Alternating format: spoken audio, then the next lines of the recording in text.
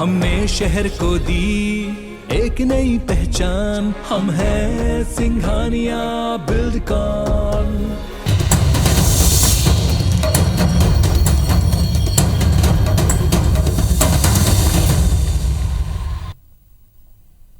नमस्कार, आप देख रहे हैं एब्स24। मैं हूं आपके साथ राहुल सिन्हा। छत्तीसगढ़ की खबरों के इस बुलेटिन में आपका स्वागत है। खबरों को देखेंगे विस्तार से। 2 महीनों से जारी नवा रायपुर परियोजना प्रभावित किसानों के आंदोलन को लेकर एक बार फिर से सरकार ने आंदोलन खत्म करने की अपील की है। कैबिनेट मंत्री मोहम्मद अकबर ने प्रेस कॉन्फ्रेंस करके कहा कि किसानों की 8 मांगों में से 6 को सरकार ने मान लिया है। 3 सदस्यीय मंत्री स्तरीय उप समिति की अनुशंसा पर अटल नगर नवा रायपुर के संचालक मंडल ने उन मांगों को मान्य भी कर दिया है। उन्होंने कहा कि परियोजना प्रभावित किसान जहां अभी रह रहे हैं वहीं पर 1200 से लेकर 2500 वर्ग फुट जमीन का पट्टा देने का फैसला लिया गया है। प्रभावित किसानों को मिलने वाले क्षतिपूर्ति भुगतान का फैसला लिया गया है। प्रभावित परिवार को रोजगार देने के लिए अब कुशल, अर्धकुशल और अकुशल श्रेणी में जो भी निविदा आमंत्रित किए जाएंगे उनमें 60% आरक्षण स्थानीय के लिए होगा। दुकान, गुमटी, चबूतरा का आवंटन भी लागत मूल्य पर लॉटरी के जरिए करने का फैसला हुआ है। इसके अलावा 27 में से लेयर 2 में जो गांव शामिल है, 13 गांव में जमीन खरीदी बिक्री पर रोक हटा दी गई है। मंत्री मोहम्मद अकबर ने कहा कि अगर कुछ मांग शेष है तो उस पर दोबारा चर्चा की जा सकती है। 4 हाल एवं 71 चबूतरा, इनका ये कहना था कि निविदा के माध्यम से इसको विक्रय करने पर जो प्रभावित परिवार हैं उनकी मांग थी कि हमको प्रभावित परिवार को दिया जाना चाहिए लागत मूल्य पर। अब उनसे चर्चा के उपरांत ये तय हुआ है कि लागत मूल्य पर जो प्रभावित परिवार हैं वो लॉटरी के माध्यम से उनको दिया जाएगा। स्टार जैन हमारे सहयोगी और ज्यादा जानकारी के साथ सीधे इस खबर पर इस वक्त हमारे साथ रायपुर से जुड़े हैं। स्टार, 8 में से 6 मांगे सरकार ने मांगी हैं और ये संदेश देने की कोशिश की है कि वो किसानों के हित में काम कर रही है, लेकिन उसके बाद भी किसानों ने आंदोलन जारी रखा। अब प्रेस कॉन्फ्रेंस करके मंत्री को अपील करनी पड़ी उनसे।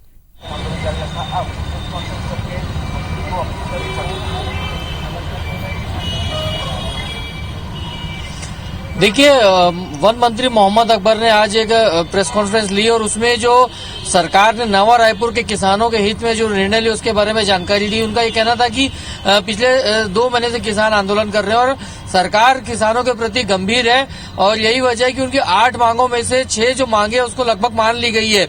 जिसमें जो प्रमुख मांगे की बात कर ले तो 1200 से 2400 वर्ग फुट जमीन का पट्टा कर देने की बात है। साथ ही साथ लेयर 2 में शामिल जो 13 गांव हैं उनमें जमीन की बिक्री पर लगी रोक को हटाने की मांग हो, चाहे जो मुआवजा राशि देने की बात हो उसकी, तो ज्यादातर मांगे मान ली गई है। इस लिहाज से किसानों को आंदोलन खत्म कर देना चाहिए। जो 2 बची हुई मांगे हैं उसको लेकर दोबारा बैठक करके चर्चा किया जा सकता है। तो ये जो मुख्य बातें थी, उनका ये कहना था कि सरकार किसानों के मामलों को लेकर गंभीर है और इसलिए किसानों को चाहिए कि वो अपना आंदोलन समाप्त करें और सरकार के साथ बातचीत का रास्ता खुला हुआ है। बातचीत करके जो बची हुई मांगे हैं उस पर भी फोकस किया जा सकता है।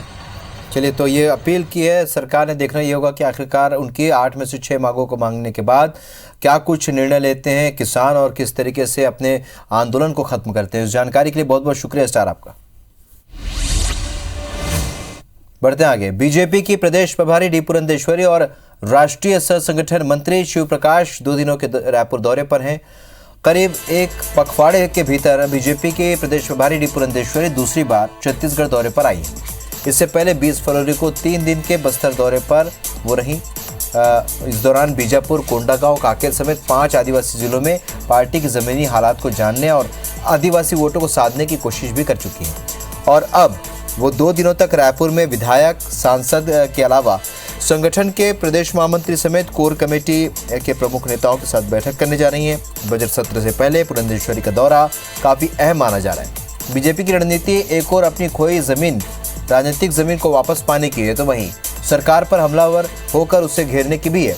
लिहाजा रायपुर पहुंचते ही डी पुरंदेश्वरी ने सरकार पर निशाना साधा और कहा कि राज्य सरकार ने जनता को नजरअंदाज किया है, जिस पर मंत्री मोहम्मद अकबर ने पलटवार किया।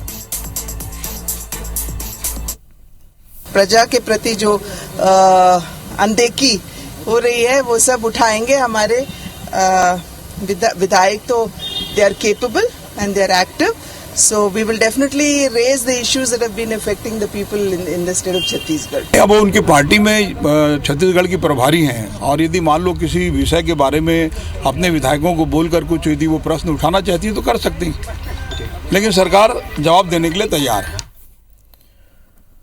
छत्तीसगढ़ की राज्यपाल अनुसुईया उइके 3 दिन के प्रवास पर जगदलपुर पहुंची, जहां एयरपोर्ट पर जनप्रतिनिधियों और प्रशासनिक अधिकारियों ने स्वागत किया। राज्यपाल आसना स्थित बादल एकेडमी भी पहुंची, जहां पर बस्तर की जनजातीय संस्कृति को सहेजने के लिए किए गए कार्यों को देखा। आपको बता दें कि बादल एकेडमी के जरिए बस्तर की विभिन्न जनजातीय संस्कृतियों को एक पीढ़ी से दूसरी पीढ़ी तक हस्तांतरण करने के लिए शुरुआत की गई है।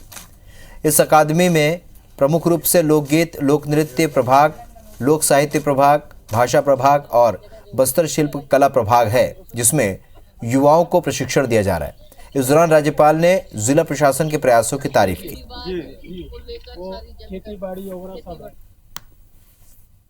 बस्तर को तो देश के इंटरनेशनल लेवल पर फेमस है और फिर अब उसके माध्यम से जो बादल का ये कंसेप्ट ये है कि यहाँ विभिन्न जनजातियों की जो संस्कृति क्या है, कला क्या है, बोली क्या है, भाषा क्या है, ये स्वरूप मतलब लोगों को इसके संदर्भ में दिखाया जाएगा।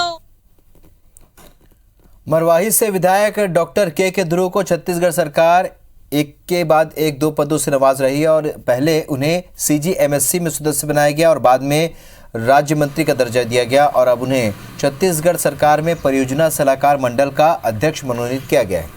अनुसूचित जाति और जनजाति विकास विभाग के संयुक्त सचिव SK दुबे ने इसे लेकर आदेश जारी कर दिया है। डॉक्टर ध्रुव पिछले 15 दिनों से सोनभद्र जिले के रॉबर्ट्सगंज विधानसभा में कांग्रेस प्रत्याशी के पक्ष में प्रचार में जुटे हुए।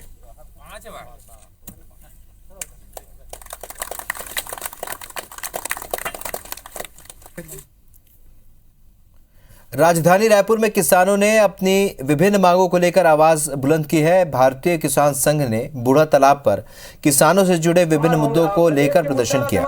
धान खरीदी में अव्यवस्था, 2 साल के बच्चे धान बोनस का न मिलना, बैंक सर्वर में समस्या, धान बेचने के लिए टोकनों की अव्यवस्था, किसानों का रकबा काटा जाना और खाद की कालाबाजारी जैसे मुद्दों को लेकर किसानों ने आवाज बुलंद की। संघ ने आरोप लगाया कि वर्तमान में खाद को लेकर अव्यवस्था का आलम है, किसानों को खाद नहीं मिल पा रहा है, चारों तरफ खाद के लिए मारामारी मची है। इतने ही नहीं, व्यापारी खुलेआम महंगे दामों पर खाद बेच रहे हैं। प्रशासन कोई कार्रवाई नहीं कर रहा है। खाद की समस्या छत्तीसगढ़ में रबी की फसल में है। चारों तरफ किसान त्राही त्राही है। खेतों के फसल मुरझाने को तैयार है। सरकार का 3 साल कार्यकाल पूरा होने के बाद भी वो बोनस नहीं दिया जा रहा है, जिसमें पूरा छत्तीसगढ़ में किसानों के मन में आक्रोश है। हमारी मांग है कि वो बोनस तत्काल दिया जाए। बिलासपुर नगर निगम अपनी आय बढ़ाने अब नए जुड़े क्षेत्रों में प्रमोटर स्कीम के तहत कॉम्प्लेक्स का निर्माण करेगा। इसके लिए जमीनों का रिकॉर्ड निकालने के साथ ही नापजोक करने के निर्देश दिए गए हैं। निगम की बेशकीमती जमीनों पर हो रहे अवैध कब्जे पर नकेल कसने के लिए निगम की आय बढ़ाने पर है जोर है और निगम में शामिल 15 ग्राम पंचायत और 3 नगर पंचायतों में करोड़ों की सरकारी जमीन अब निगम की संपत्ति हो चुकी है, जहां ध्यान नहीं देने पर कब्जे का खेल शुरू हो गया। लोग निगम की जमीन पर अतिक्रमण कर रहे हैं। शिकायत मिलने के बाद अब निगम जमीनों को सुरक्षित करने के लिए प्रमोटर स्कीम चला रहे हैं और इसके तहत जमीनों में कॉम्प्लेक्स बनाने की योजना बनाई गई है। इसमें कुछ जमीनों को निजी बिल्डरों को भी दिया जाएगा। निगम को एकमुश्त राशि मिलेगी, वहीं हर महीने किराया भी मिल सकेगा। मेयर ने बताया कि इस पर काम शुरू हो गया।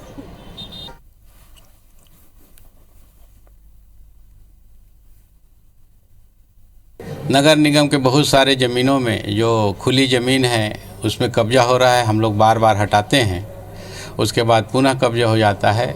ऐसे बहुत सारे स्थान को चिन्हांकित किया है, जिसमें आने वाले समय में प्रमोटर स्कीम में डाल करके उसका सदुपयोग और नगर निगम के हित में कार्य किया जाएगा।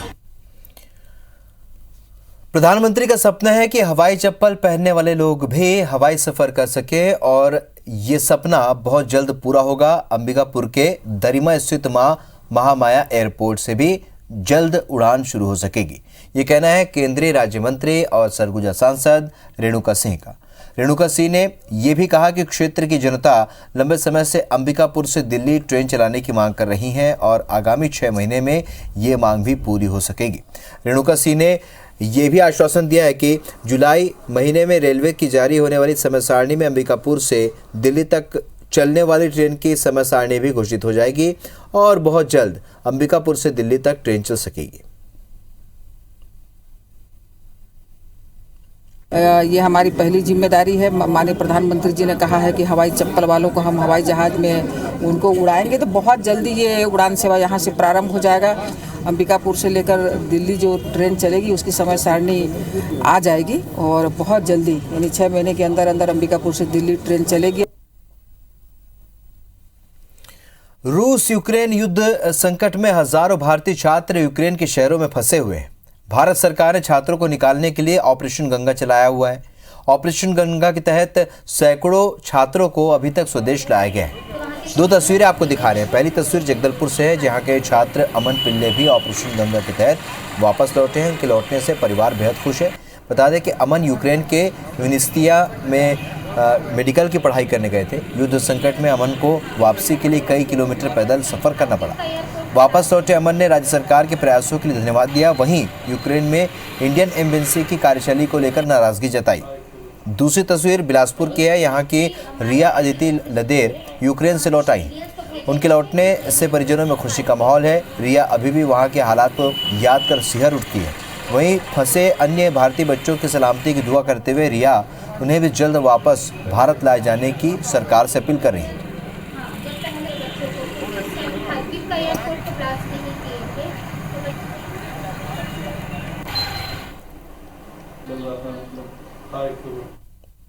यूक्रेन में ऑब्वियसली वॉर चल रहा है तो सिचुएशन ख़राब था, तो हम लोग को दिक्कत हुई थी। हम लोग हंगरी बॉर्डर है यूक्रेन से, हंगरी तक हम खुद आए, फिर वहाँ से वो इवैक्यूएशन स्टार्ट किया। छत्तीसगढ़ गवर्नमेंट हेल्प करी, अच्छा हेल्प करी। दिल्ली से यहाँ आने में भी मेरी हेल्प करी, वो फ्लाइट टिकट्स प्रोवाइड किए। वहाँ का कंडीशन अभी बहुत बुरा है। जब हम निकले तो भी बुरा था, अभी तो और ज़्यादा बुरा हो गया है। बहुत प्रॉब्लम फेस किया है, बहुत स्ट्रगल करके हम इंडिया तक वापस आए हैं। वहाँ पे भी जब हम टैक्सी से जा रहे थे तो फायरिंग्स हो रही थी, ब्लास्टिंग हो रही थी, टैंक में लाशें पड़ी हुई थी। मिलिट्री के सारे आर्मी सड़क पे उतर आए थे लड़ने के लिए और उस कंडीशन में हम निकले हैं वहाँ से। गवर्नमेंट को भी धन्यवाद देती हूँ, मोदी सरकार को, कि सच में उन्होंने बच्चों के लिए बहुत ज़्यादा प्रयास किया। और एक अपील और करना चाहती हूँ कि जो बच्चों का भविष्य जो अब अधर में है उसको ऐसा कुछ करे कि बच्चों को यहीं निजी कॉलेज या सरकारी कॉलेज में एडमिशन दिया जाए। सरगुजा जिले के उदयपुर थाना इलाके में एक दिल दहला देने वाली वारदात सामने आई है। खोंधला गांव में 17 साल के नाबालिग बेटे ने न सिर्फ अपने मां और पिता की हत्या की, बल्कि वारदात को छिपाने के लिए उसने दोनों की लाश घर में ही दफना दी और बड़े आराम से उसी घर में रह रहा था। लेकिन कई दिनों से दंपति के नहीं दिखने पर गांव वालों ने हत्या की आशंका जताते हुए पुलिस में शिकायत की। पुलिस ने नाबालिग बेटे को हिरासत में लिया और मौके पर पहुंचकर जांच के बाद इसका खुलासा हुआ। पुलिस ने तत्काल फोरेंसिक टीम के साथ घर की खुदाई करते हुए शव बरामद किया। बताया जा रहा है कि नाबालिग मानसिक रूप से स्वस्थ नहीं है और उसे ये लगता था कि बड़े भाई की शादी के बाद उसके माँ बाप उस पर ध्यान नहीं दे रहे और ख्याल नहीं रख रहे। इसी वजह से उसने इतना बड़ा कदम उठा लिया।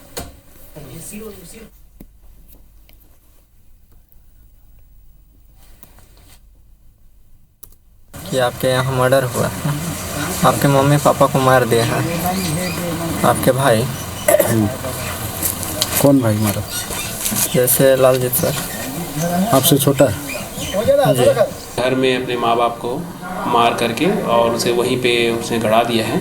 तो उसकी सूचना पे हम लोगों ने आज मर्ग कायमी कर लिया है और उसमें तत्काल बाद अपराध भी रजिस्टर कर रहे हैं। मौके पर एफएसएल की टीम को भेज दिया गया है और विधि संघर्षरत बालक हमारे अभी कब्जे में है। दुर्ग में हुए बड़े हादसे में 4 लोगों की जान चली गई। धमधा नाका ओवरब्रिज में ट्रक ने बाइक सवार 3 लोगों को टक्कर मार दी और फिर ट्रक भी करीब 30 फीट नीचे गिर गया। हादसे में तीनों बाइक सवार और ट्रक ड्राइवर की मौत हो गई। वहीं ट्रक के नीचे खड़े एक पिकअप वाहन पर गिरी, जिससे वाहन बुरी तरह से क्षतिग्रस्त हो गया। पुलिस को ट्रक चालक के शव को बाहर निकालने में काफ़ी मशक्कत करनी पड़ी। मोहन नगर थाना पुलिस घटनास्थल की जांच के लिए पहुंची और लगातार दूसरे दिन दुर्ग में बड़ा हादसा हुआ है। राजनांदगांव के डोंगरगढ़ के मोहारा में महिला सम्मान समारोह का आयोजन किया गया। समारोह का आयोजन डोंगरगढ़ के विधायक भुवनेश्वर बघेल ने किया। आयोजन में मुख्य अतिथि के तौर पर पंडवानी गायिका तीजन बाई और प्रसिद्ध छत्तीसगढ़ी गायिका सीमा कौशिक मौजूद रहीं। कार्यक्रम में आंगनबाड़ी कार्यकर्ताओं और मितानिन का सम्मान किया गया। इस दौरान तीजन बाई ने कहा कि पहले और अब की स्थिति में महिलाओं के लिए काफ़ी बदलाव हुआ है। पहले महिलाओं का गाना गाना गुनगुनाना तक गलत माना जाता था, लेकिन अब ऐसा नहीं है। अब इस कला में काफ़ी महिलाएं आगे आ रही हैं। वहीं विधायक भुवनेश्वर बघेल ने कहा कि 8 मार्च को महिला दिवस है, लेकिन महिलाओं का सम्मान हर रोज होना चाहिए, जिससे समाज और प्रदेश का विकास हो। बहुत बढ़िया यहाँ के जो वातावरण जो है महिला के लिए वो बहुत ही बढ़िया है। नारी के सम्मान करने में कोई आपत्ति नहीं है, कोई कष्ट नहीं है। बहुत प्यार से नारी के सम्मान किए गए। अनुसूचित जाति महिला समूह है, उनको हम लोगों ने सरकारी मदद से यहाँ पर एक LED बल्ब का जो है यहाँ पर एक छोटी सी इंडस्ट्री लगी है, जहाँ पे हमारी महिला बहनें आकर वहाँ पर अपना रोजगार पा सकेंगी। छत्तीसगढ़ की खबरों में फिलहाल इतना, लेकिन ताज़ा अपडेट के लिए आप बने रहिए IBC 24 के साथ। नमस्कार।